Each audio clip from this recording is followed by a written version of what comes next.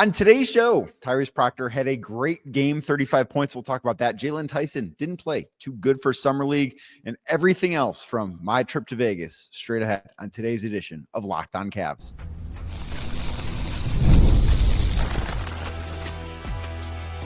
You are Locked On Cavs, your daily Cleveland Cavaliers podcast. Part of the Locked On Podcast Network, your team every day.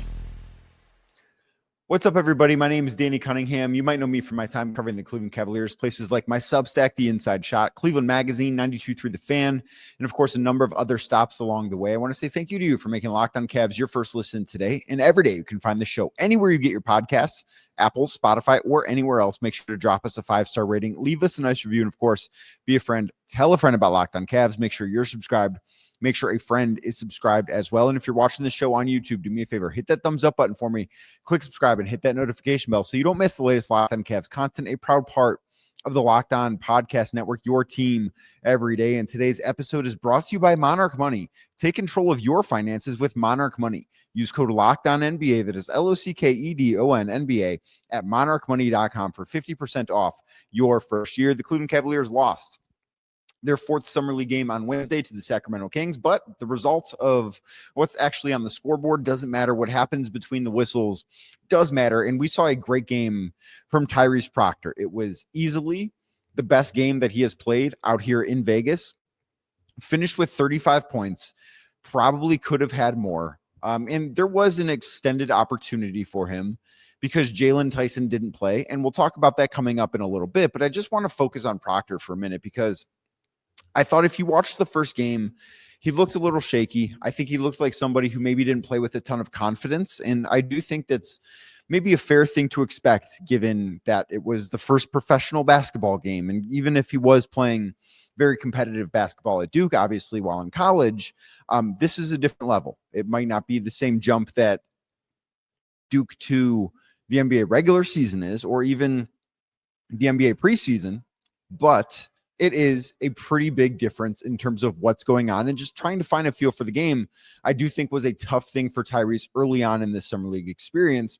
But to see him go out on Wednesday with 35 points, and truthfully, it felt like he could have had a lot more. But I think that is obviously a very, very encouraging sign from Proctor. And he is somebody that I do think, if nothing else, and I understand that because you can look at the percentages, what I'm about to say might not make the most sense, but I really do think that the shooting for him truly is an NBA level skill. I don't have any doubt that he's going to be a good shooter in actual NBA games, because if you look at what he's done, and yes, he was 4 of 14 from 3, but he has the type of shot, and there are some guys that have it, and it doesn't mean you're going to be a great shooter. There are some guys that don't and are a great shooter. But every time the ball leaves his hand, it does feel as if it's going to go in. Like he has such crisp form, and some of these shots were coming up short, which I don't think is that big of a deal. I think that's probably part of the adjustment. But the more I watch Tyrese play, the more that I do think, okay, maybe it's not going to be this year, because as the number 49 overall pick, drafted to a 64-win team, a team that has aspirations of winning the finals this year, for a team like that, finding a role for a second round pick, pretty difficult. Now, maybe he can, maybe he grows, maybe he spends a lot of this year playing in the G League and getting better as a member of the Cleveland Charge. I don't know exactly what his future is going to look like, but I keep looking at the way that he shoots the basketball and just think, I think it's likely that he's going to find a way to make an impact at some point, because he can shoot, because I think he can shoot off the bounce. I think he can shoot off movement. I think he can shoot from standstill spots, which we haven't necessarily seen a ton of out at Summer League because of the lack of point guard for the Cavs, with Craig Porter Jr. being down, and just the way that the offenses had to operate. So I do think that maybe that is a bit of a question, but I really like what I saw from him. And the thing aside from the shooting that I think really made an impact for him, one, he got to the free throw line a bunch. He was 9 of 9 from the charity line on Wednesday afternoon, which that is something that obviously that is a good indicator of how good of a shooter you are, how you are as a free throw shooter. And I think Proctor, as I've said for the last 5 minutes of the show, I think Proctor is going to be a very good one. But I also really like the way he was able to get to his spots in a way that I don't think he was quite able to earlier this week.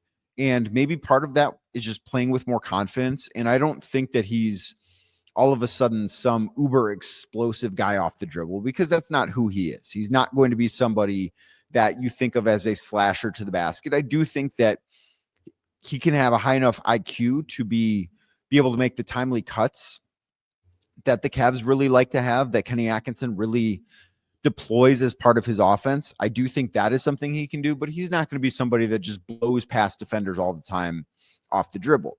But on Wednesday, he spent a lot of his time being defended by Devin Carter of the Sacramento Kings. And if you think back to the game that the Cavs lost in Sacramento in the regular season this past year, Carter was a big reason why. Like, he was a defensive menace and did a lot of really good things. Well, he was the guy that had the Tyrese Proctor assignment for most of the afternoon.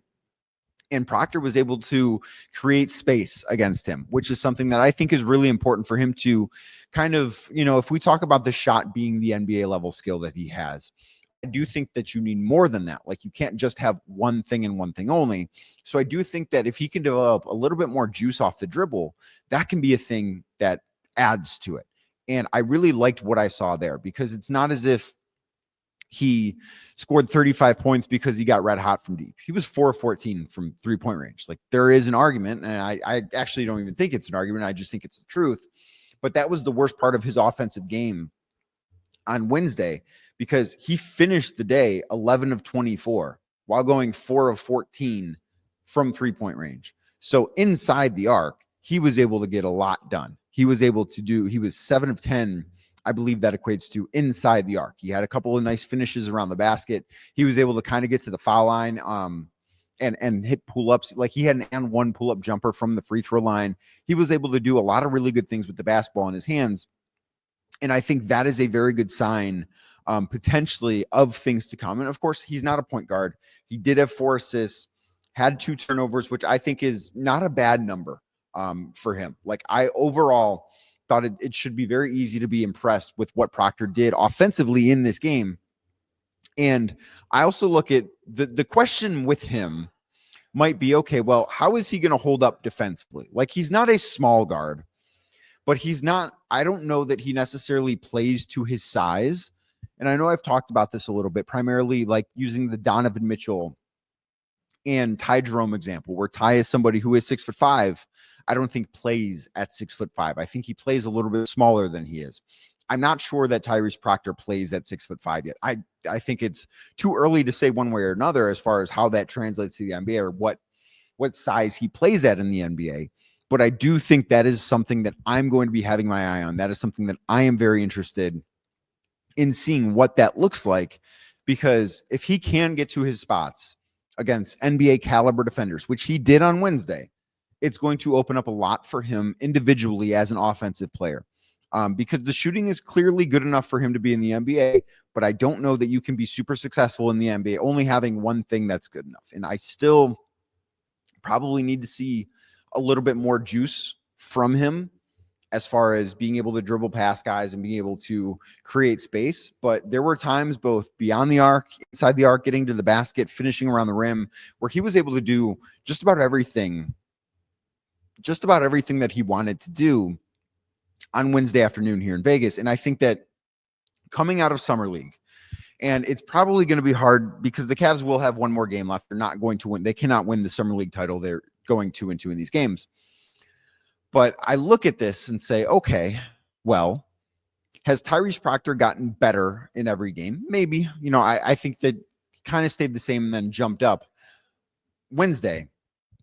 But I think it's a great sign that there clearly has been, like, if you go back and watch the first Summer League game that the Cavs played against the Pacers a week ago, and then go rewatch the game they played against the Kings on Wednesday, Tyrese Proctor looks like a much, much different person.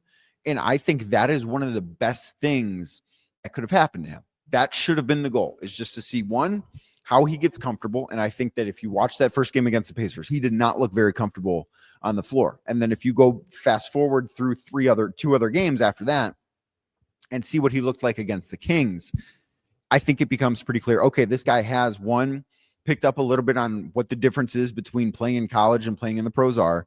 2, he looks so much more comfortable. He looked more aggressive. He was able to play his game in a way that I don't think he was able to before. And I do think, too, it shouldn't be lost that with Jaylon Tyson out, Tyrese was able to pick up the slack. Like, he was given this extra opportunity because Tyson did not play. And I don't know if he's going to play in the Cavs' final summer league game. We'll talk about that coming up in a second. But the fact that Tyson was out and Proctor really picked up a lot of the scoring load, a lot of the running the offense type stuff, that is something that I do think should be super encouraging as we evaluate what Tyrese Proctor is able to do in Vegas as part of his first summer league with the Cavs. And I do think that right now, and it is very, very early, but right now, I think that looks like a very, very good pick for the Cavs at number 49 overall. Now, I mentioned Jaylon Tyson as somebody who has been, I think, having a solid summer league. Well, did not play in the summer league game against the Kings. I don't know if he's going to play moving forward, but we're going to talk about what that means next right here on Locked On Cavs. Today's show is brought to you by Open Phone. If you're running a business and then you know that every missed call, all of them, money left on the table. Think about the last time you had an urgent need, maybe a plumber, maybe a pipe burst. Wouldn't that be the worst right now? Or it's summer, your air conditioning's out. So you got to call. You got to get that fixed right away because it is hot, especially out here in Vegas, like 110 today. So you got to make that call, and they don't answer on the first try. What do? Do you leave a message and wait for them to call you back? Or do you leave a message and then call somebody else and keep calling somebody else until somebody picks up because it's an urgent need and you need to get it done? You probably did the second thing there. You probably didn't wait around. That's exactly why you need Open Phone, because Open Phone is the #1 business phone system built to streamline and scale your customer communications, all from an app on your phone or your computer.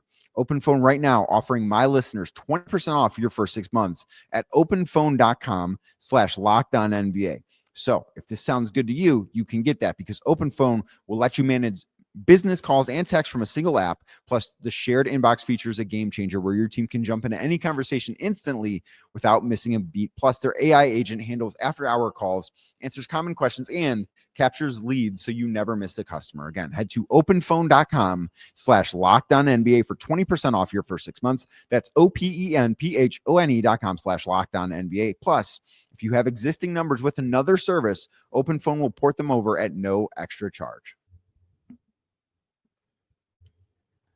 Thank you again for making Locked On Cavs your first listen today and every day. You can find this show anywhere you get your podcasts, Apple, Spotify, or anywhere else.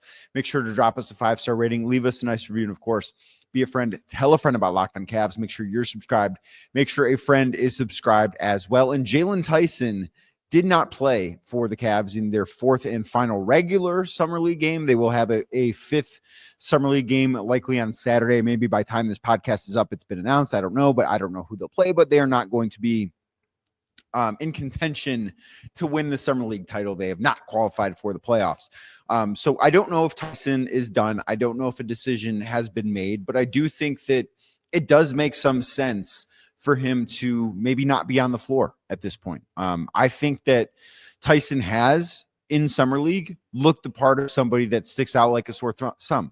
And I've talked about that heading into this. I talked about it earlier this week. Like, the goal for Jaylon Tyson should have been look like you don't belong at summer league.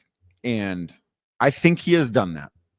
Now, the tricky part, and I know I've talked about this the last couple of days with Spencer, but the tricky part is, okay, well, how do you evaluate what he has done compared to what the Cavs are going to ask him to do? Because Jaylon has very clearly been good. Now, he's had the basketball in his hands a lot.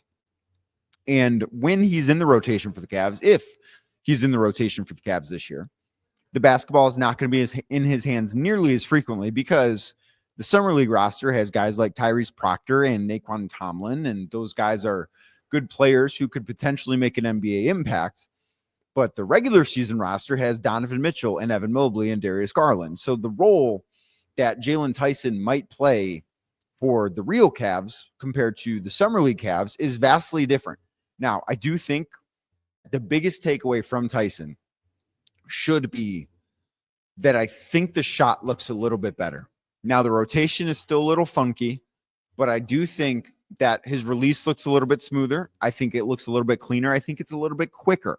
And those are the things that I look at and say, that is what is most important to Jaylon Tyson being able to be successful this year. Can he do that? Can he attack on closeouts? Because that's going to be another thing that he's going to be asked to do.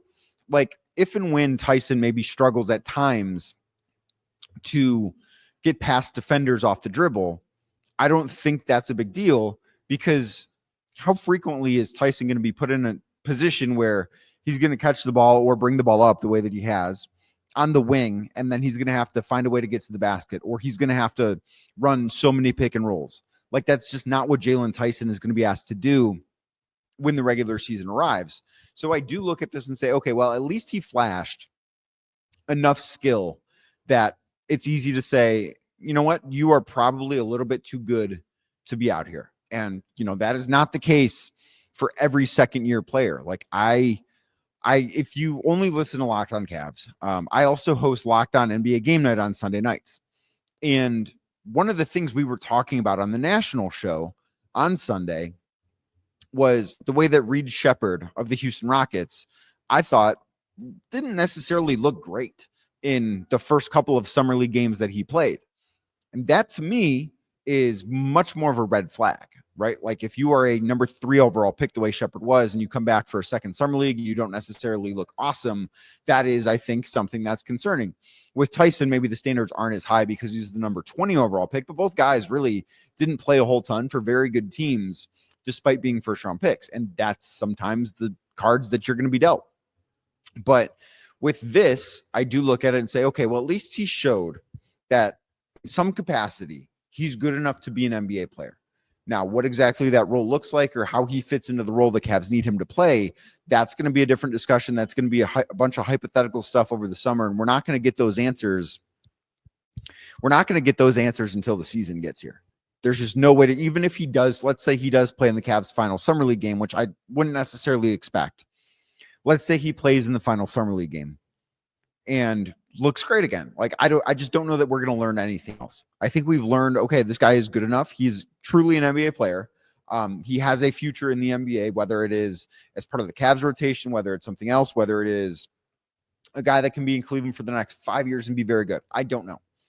But I do think he's going to be in the NBA. And that is something that does matter. That is something that is certainly important. But I do think ultimately we would know more about how things sit with Jaylon Tyson had Craig Porter Jr. not gotten hurt. Had there been a point guard on the floor and Craig played 7 minutes in the first summer league game and that was it. But if Craig would have not hurt his hamstring, if he would have been able to stay healthy and play a lot of minutes alongside Jaylon, because I think that those two really should have shared the floor a ton. If that would have been the case, I think we probably feel a little bit different about Jaylon. We probably look at this summer league experience a little bit differently because he would be put in the spots that we're used to seeing him in, or the spots that he's going to have to be in when he's in the regular rotation with the Cavs. That is what the goal, one of the goals, because the goal was, look like you're too good for summer league. He accomplished that one, in my opinion. But I look at it and say, okay, well, he didn't do it in the role that the Cavs would anticipate him being in. And that, to me, makes this the difficult evaluation. That, to me, is something that makes it just a question as far as how much of this is translatable for the Cavs. How much of this is something that you look at and say, okay, Jaylon did this in Vegas, and I know the competition wasn't as good, but he did this in Vegas, so maybe that's what can translate. Now, there's some stuff like maybe the catch and shoot threes, but ultimately he just wasn't put in a position. This is not his fault. This is not the Cavs' fault. It's because Craig Porter Jr. got hurt. But he wasn't put in the same position, or a position that is even remotely similar to what he's going to be asked to do with the Cavs. Now, the one thing that I do think is translatable is the playmaking for him has been very good in summer league. And I do think that he's never going to be a lead guard, right? Like, you're not going to task Jaylon Tyson with running the offense in the NBA. But I think that this is something that does make me think, okay, he can be a pretty solid secondary playmaker. And you can't have, in my opinion, you can't have too many of those. You can't have too many guys that make good decisions with the basketball in their hands. You can't have too many guys that are capable of making plays for others. And I do think that Jaylon Tyson does qualify in that area. That is something that I say, okay, the fact that he can go out in a summer league game and have 12 assists, the fact that he can't run an offense, it's not what the Cavs should want him to do. It's not the position he should be put in, but can he do some of that? And I think that answer, I think what we have learned, really not just from summer league, but the first 12 months of Jaylon Tyson on the Cavs, I think what we have learned there is that the answer to that is yes. Now, the Cavs will have one more summer league game remaining. Don't know who it's going to be against. Don't know when it's going to be. But I do know what would be good to see from the Cavs. We're going to talk about that next right here on Locked On Cavs.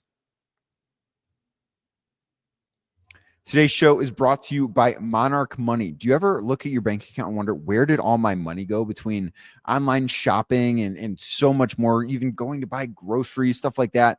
You can spend a lot of money without realizing it. And that makes managing your money feel pretty difficult. But with Monarch Money, it can feel easy. Whether you're growing your savings or planning for a big purchase, Monarch puts you in the driver's seat because it's like having your own personal CFO, giving you full visibility and control over all your finances. Monarch Money, more than just a budgeting app too. It is a complete financial command center where you can track all your accounts, investments, and spending right in one place. In addition to managing your money, you're also building your wealth. It's important to build wealth. It's important to manage your money well. And one of the things too that I know people do stress about is the joint bank account. Maybe you're in a position where you and your significant other are going to have one for the very first time. And you're worried, okay, well, I know it can be stressful managing my own money. What's it going to be like managing money alongside somebody else? Monarch Money can take all the stress out of that. If that sounds good, and if you want to take control of your finances, Monarch Money is the way to go. Use code LOCKEDONNBA. That is LOCKEDON NBA at monarchmoney.com for 50% off your first year. Again, that's monarchmoney.com. Code LOCKEDONNBA for half off your first year. Locked On NBA is the code at monarchmoney.com for 50% off that first year. Thank you again for making Locked On Cavs your first listen today and every day. If you're watching the show on YouTube, do us a favor. Hit that thumbs up button for us, click subscribe, and hit that notification bell so you don't miss the latest Locked On Cavs content. And the Cavs will have one more summer league game. It will likely be, I believe, on Saturday with an opponent that has, as of this recording, at 5:11 Pacific time on Wednesday, has not yet been announced. But they will play one more game. And, of course, there are things that I think the Cavs would like to see, and I think that, we should like to see. And the first thing that kind of comes up for me is I would like to see, and it's hard for me to say Tyrese Proctor, go have a better game than you had on Wednesday, because I just don't think that a 35-point performance from him again is remotely fair to expect, right? Like, that's just not what he's going to be. That's not the fair expectation. I will say with him, I would like to see him have some of that juice he had off the dribble in terms of creating space. I would like to see more of that in the final summer league game. I would also like to see a game just for, I guess, my own sanity, maybe, because I do think he is such a good shooter. And I think that that jumper looks so smooth and just the form is excellent. I do think I'd like to see him have a game where he goes like 5 of 8 from deep, right? And maybe that does mean he has another great game. And maybe that is asking too much. I don't know. But I do think having a little bit reassurance that the form isn't just great, the ball actually does go in too. Because in watching today, like, he was 4 of 14 from 3, and I felt as if this guy should have had 44 points. There were 3 or 4 threes that barely missed, and that's something that it just, because the ball does feel like it's going to go in every time it leaves his hand. I do think it would be good to see a night where, it actually just does go in all the time. This guy actually is an elite shooter. And I think that teams across the league feel as if he does have that 3-point shot is an NBA level skill. But I would like to see just a little bit more of it. And then I would like to see Nae'Qwan Tomlin go out and have a more efficient game. So on Wednesday against the Kings, Tomlin did have another double-double. He had 18 points. He had 12 rebounds. But he was just 1 of 6 from 3. And I think for him, and this is just it's kind of for everybody of that ilk that's trying to make a career in the NBA, you have to be able to have some sort of threat from beyond the arc. And I do think that Tomlin has very much improved as a 3-point shooter. and I've been impressed with him, but I would like to see him have another efficient game. Maybe it doesn't need to be another 30-point performance the way that he had in the first game against the Pacers last week. But I do think seeing Tomlin maybe have another 25-point game would be something that you look at and say, okay, this is a guy that belongs in the NBA. He's a guy that belongs on a standard NBA contract. We'll see if and when that happens, but I think that would be sort of reassuring, if you will. I think that would be something that would be a very, very good sign. So those are the things that I am certainly looking for overall. I think that after 4 games, this has to be considered a successful summer league for the Cavs, because what they've saw from Jaylon, Tyson, what they've seen from Tyrese Proctor, what they've seen from Nae'Qwan Tomlin, I think all very positive things. Of course, the biggest bummer is that Craig Porter Jr. only played 7 minutes. And I think going into this, the expectation was Craig Porter Jr. is going to play. He's going to be too good for summer league and he's going to get shut down. So for him to only play 7 minutes, I do think that is a disappointment. I think that's a bummer. And I think that the ripple effect it had on Jaylon, Tyson, forcing him into a different role too, is just one of the things that complicates this. But overall, even though the Cavs went 2-2 in their first 4 games, it's hard for me to think that this was anything other than a success for Cleveland. But I do want to say, before I get out of here, before I leave Vegas, thank you for making Locked On Cavs all week your first listen. Thank you for making it your first listen today. Thank you for making it your first listen every day. You can find the podcast anywhere you get them, Apple, Spotify, or anywhere else. Make sure to drop us a 5-star rating, leave us a nice review, and of course, be a friend. Tell a friend about Locked On Cavs. And if you're watching the show on YouTube, do us a favor. Hit that thumbs up button for us. Click subscribe. Hit that notification bell so you don't miss the latest Locked On Cavs content. I will be back tomorrow, mailbag edition. Drop your questions in the comment or tweet them at me, and we'll get to them on tomorrow's Locked On Cavs.